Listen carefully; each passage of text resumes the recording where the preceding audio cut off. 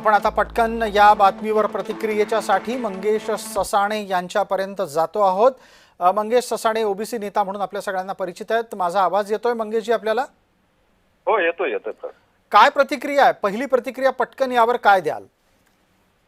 नाही, आनंद आहे। मला असं वाटतंय की आता एससी एसटी प्रमाणे पण सगळ्या मराठा बांधवांना जरी सोयी सुविधा दिल्या तरी काही हरकत नाही, पण ओबीसीच्या बाबतीत जो दुजाभाव होतोय हे फक्त श्वेतपत्रिका काढावी की अण्णासाहेब पाटील महामंडळ, सारथी महामंडळाच्या तुलनेत महाज्योतीला आणि ओबीसी महामंडळाला किती निधी दिलाय, किती कर्ज प्रकरण दिलेली आहेत। जी एसओपी काल मनोज जरांगे यांच्या आंदोलनामुळे विखे पाटलांनी जी काढली जातीचे दाखले देण्यासाठी, तशीच एसओपी आमच्या ओबीसी मधले जे भटके, विमुक्त, कायकाडी, रामोशी, वडारी जे फिरस्ते आहेत, ज्यांना कुठं रहिवासाचे पुरावे नाहीत, तर त्यांच्या बाबतीत पण करावं। एवढा दुजाभाव करू नये। बिलकुल मंगेशजी आपण जोडलेले राहा। आता गंगाधर काळकुटे या निमित्तानं, बातमीच्या निमित्तानं आपल्या सोबत जोडले गेलेले आहेत। गंगाधर काळकुटे, माझा आवाज आपल्याला येतोय? हा येतोय काते सर, बोला। खूप दिवसांनी बोलणं होतं आपलं, सांगा। हो नमस्कार गंगाधरराव। आता या सरकारच्या निर्णयावर आपली प्रतिक्रिया काय?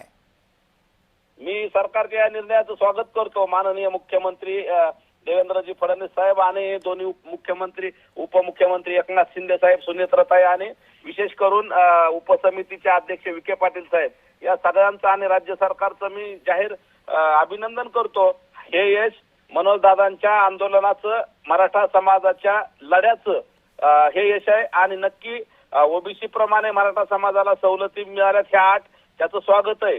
पण अजूनही ओबीसीला 1500 काही अभ्यासक्रमामध्ये सवलती मिळतात सर, आणि मराठा समाजाला 700 ते 750 अभ्यासक्रमामध्ये सवलती मिळतात। ते सुद्धा आता राहिलेल्या सुविधा सुद्धा द्यावात, ही सुद्धा मागणी या निमित्तानं मी सरकारकडे करतोय। बरं गंगाधरराव, एकच मिनिट थांबा। आपण जोडलेले राहा गंगाधरराव, आपण जोडलेले राहा। आपली भूमिका आता इथे असलेल्या मंगेश ससाणे यांनी ऐकली आहे। मंगेशजी, ऐकलं असेल आपण, ओबीसींना ज्या इतर सवलती मिळतात त्याही मराठ्यांना मिळाल्या पाहिजेत असं म्हटलं जात आहे।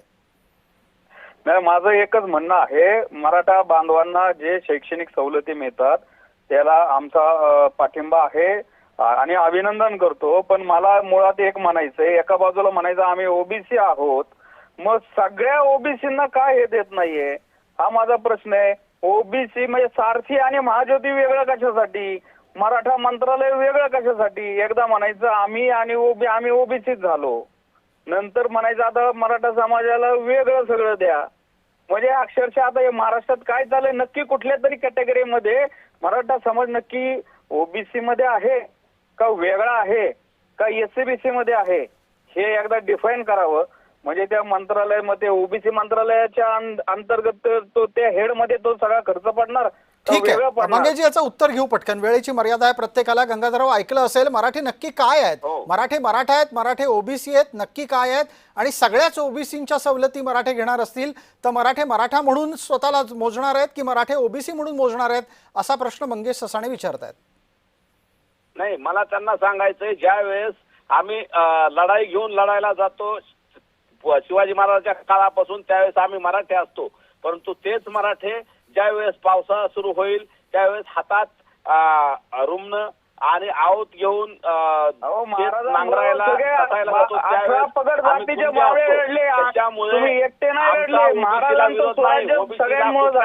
द्यायला विरोध नाही। महाराजांना एका जातीत बसू नका, शिवाजी महाराजांना एका जातीत बसू नका। 18 पगड जातीचे मावळे लढले, त्यांनी बलिदान दिलं, कधीही विरोध केलेला नाही। आम्ही विरोध नाही करत आहे, महाराजांना एका जातीत बसू नका। समाजाच्या लढ्याला काय दुर्दैव आहे महाराष्ट्राचं, म्हणून जर राज्य सरकारने फडणवीस साहेबांनी काही दिला असेल तर त्याचं आम्ही स्वागत करतोय। ठीक आहे गंगाधरराव, इथे एक मुद्दा इथे मंगेश ससाणे सातत्याने मांडतायत, तो तुमच्यापर्यंत पोहोचलाय का? ते जे बोलले ते तुम्ही ऐकलं गंगाधरराव? ठीक आहे, तुम्ही बोलत असताना कदाचित त्यांचा आवाज तुमच्यापर्यंत पोहोचला नसेल। मंगेश ससाणे म्हणाले की महाराज ज्या वेळेला स्वराज्याची निर्मिती करत होते तेव्हा छत्रपती शिवाजी महाराजांच्या सोबत 18 पगड जातीतले लोक होते, फक्त आणि फक्त मराठेच लढायला गेले असं म्हणून तुम्ही लढताना मराठे आणि शेती करताना कुणबी आणि म्हणजेच ओबीसी असा भेद पाळू नका, असा सल्ला ते देत आहेत।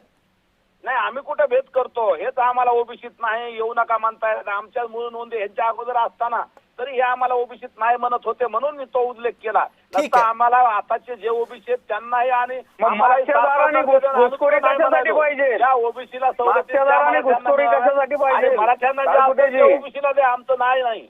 अहो सामाजिक माझा भाग का? असतील तर मराठ्यांना ज्या मिळतात त्या सुद्धा ओबीसीला सवलती द्या. एवढं मन मोठं आहे मनोज दादाचं, मराठ्यांचं, आमचं सगळ्याचं. मग सारथी महाज्योती वेगळं कशाला एकत्र करा, आमचं म्हणणं आहे.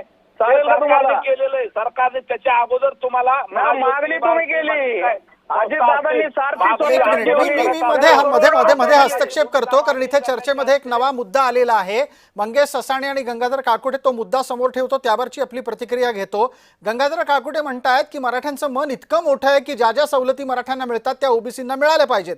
मंगेश ससाणे उत्तर द्या आणि हे सांगा की मराठ्यांच्या कोणत्या सवलती तुम्हाला हव्या आहेत? तुम्हाला आतापर्यंत जे जे मिळालंय ते पुरेसं आहे की आणखी हवं आहे? प्रसादजी, आमचं एकच म्हणणं आहे की या महाराष्ट्रामध्ये आरक्षणाचं, त्याच्यानंतर राजकीय प्रतिनिधित्वाचं, सहकार क्षेत्राचं ज्या आपण जे म्हणतो सोयी सुविधा किंवा ज्या डिस्क्रेशन आहे त्याच्या सगळ्याची एक श्वेतपत्रिका यावी ना. आमचे 180 आमदार नाही आहेत प्रसादजी. 450 जातीतले आमदार किती आहेत? 48 मधले 27-28 खासदार कोणाचे आहेत? 70% मंत्रिमंडळ कोणाचं आहे? 2 उपमुख्यमंत्री कोणाचे आहेत?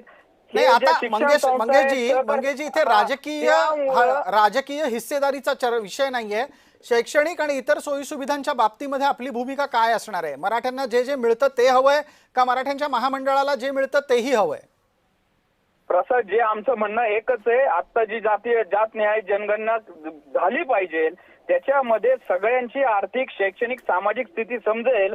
आता मला एक विचारायचंय, 450 जातीमध्ये विखुरलेल्या ओबीसीसाठी ज्या महाज्योती आणि आपलं ओबीसी महामंडळ आहे त्याच्या तुलनेमध्ये एका जातीसाठी तेवढाच निधी किंवा त्याच्यापेक्षा जास्त, मी तर आवर्जून म्हणतो, सारथीला दिलेल्या जागा आणि सारथीच्या इमारतींसाठी दिलेला निधी अजितदादांनी याची तुलना महाज्योतीसाठी जर केली तर महाज्योती अजून पण खूप पाठीमागे आहे. ठीक आहे, मंगेश ससाणेंच्या या मुद्द्यावर उत्तर लागेल आपल्याला. गंगाधर काकुटे आहेत आपल्या सोबत. गंगाधरराव, निधी वाटपामध्ये जातीनिहाय भेदभाव होतोय हा आरोप आहे. पटकन उत्तर द्या, वेळेची मर्यादा आहे. जर होत असेल विषय आणणे तर त्यांचाही मागणी. गंगाधर काकुटे, आपला आवाज पोहोचत नाहीये. तुर्तास आता वेळेची मर्यादा आहे, माफ करा मला त्यासाठी. आपल्या दोघांचेही आभार. गंगाधर काकुटे मराठा समन्वयक म्हणून आणि मंगेश ससाणे ओबीसी नेता म्हणून आपल्या सोबत होते.